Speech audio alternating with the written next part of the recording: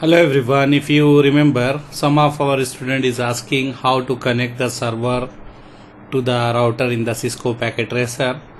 So I am using this topology to show you that one. And let me show you. See here, go here, this is a server. You can take like this and then click here, click the router and take the router like this, and then go and click the cable and connect. Click here, this way you can connect the server to the router. After that you can assign the IP. If you want to assign the IP, already I assign here. You can go inside here, click IP config, and you can give the IP whatever you want to give and the subnet mask. And router interface, we plan to give this IP as a router interface IP that will be the gateway to the server. And if you want to use this server only as a DNS server, then put the IP here, DNS server IP here. So this way you will assign the IP to this server, and here inside this router you need to assign the IP address to this interface.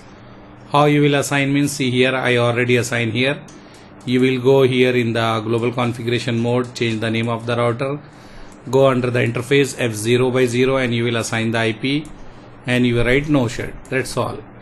And you can check, you can write here show IP interface brief. With this one you can check the IP whatever you assign and what is the interface status. So this way we will connect the server to the router interface in CISCO Packet Tracer. If you have any doubts, any question, you can write in the comments, so we are going to help you in that one.